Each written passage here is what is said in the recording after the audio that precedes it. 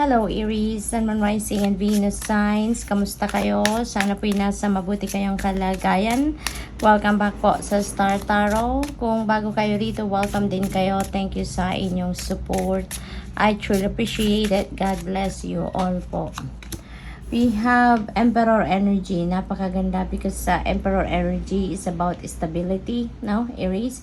Maaring ang iba sa inyo dito is focusing on laying a solid foundation, no, sa inyong kaperahan, siguro sa inyong trabaho, career, negosyo. Pwede rin naman na sa relationship ito, no, related. Pwede rin naman na sa pamilya, no, ang relationship ng energy na ito for you at this time. So good luck to that. Ang iba siguro din sa inyo dito, Aries, baka kayo ay isang tao na nandoon na kayo sa position of authority. Siguro kaka-promote nyo lang or siguro ipopromote din kayo, depende sa inyong sitwasyon, into a leadership role. Maaring ang iba sa inyo dito nakaupo na talaga kayo sa isang position of authority. You have a powerful position, kumbaga, no, sa inyong pinagtatrabahuan.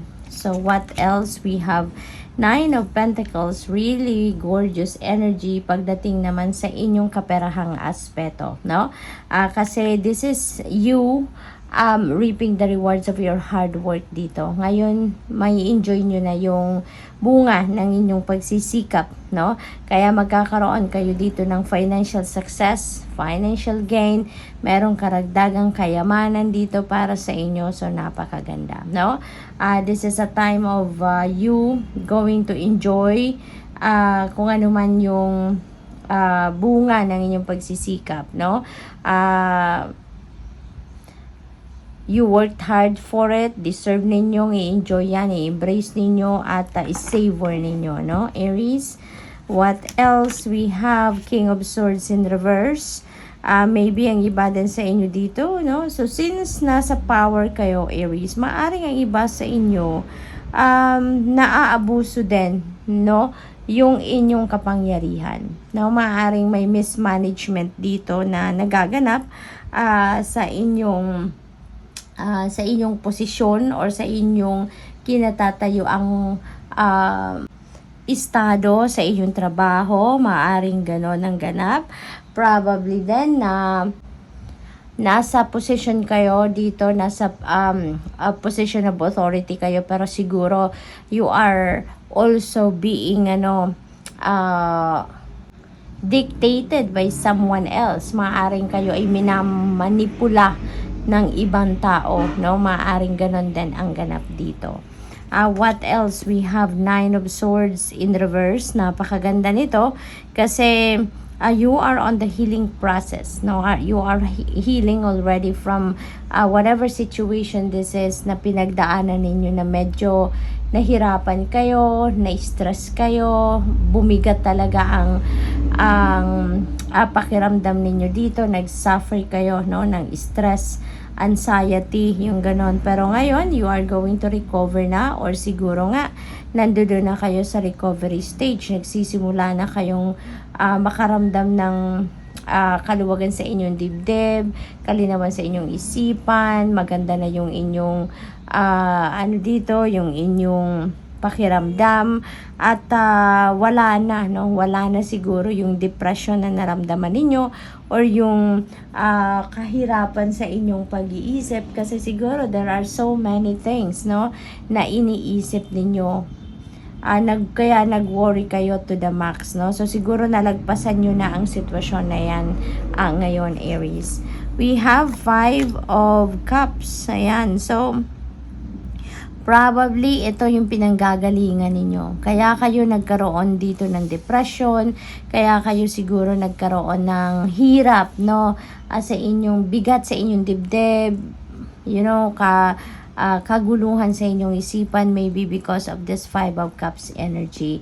Kasi parang siguro na-frustrate kayo dito, maraming regrets, marami kayong pinanghihinayangan, siguro kaya feeling down talaga kayo, no? Nagkaroon kayo ng anxiety dito dahil siguro sa problema ninyo talaga, no? Kung ano man ang bagay na to na na-miss ninyo, kung ano man ang bagay or sitwasyon na to na medyo siguro hindi nag-come to fruition according to your expectations, hindi nangyari according to your will, yung mga ganon ba, no? Kaya siguro talagang dinamdam ninyo yan, dinibdib ninyo yan, ano? But sa ngayon, you are healing, no?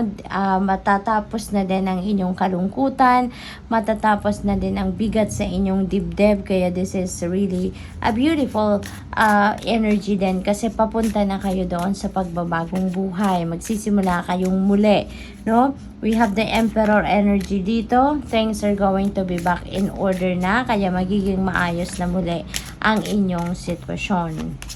Angel number 333, there is support. Maaaring merong sumusuporta sa inyo dito, tumutulong sa inyo. Kaya siguro kayo nagkaroon ng kalinawan dito sa inyong isipan.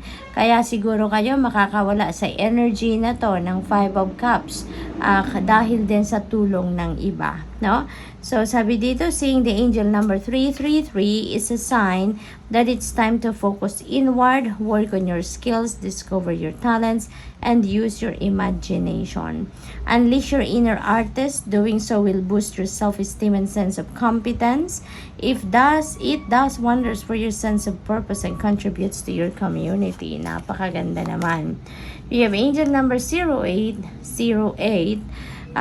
Wow, wealth. No, may paparating na pera talaga sa inyo. We have the 9 of Pentacles energy.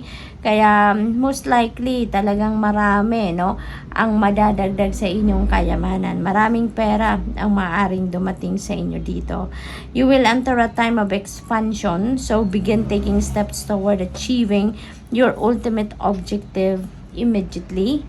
Finances will miraculously improve. Napakagandang balita pagdating sa inyong kaperahan. Somebody has their mindset on you. So, maaaring meron ditong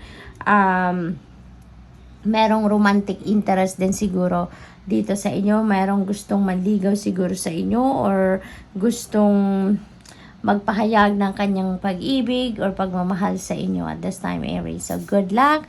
Thank you for watching, Love and Light. Namaste.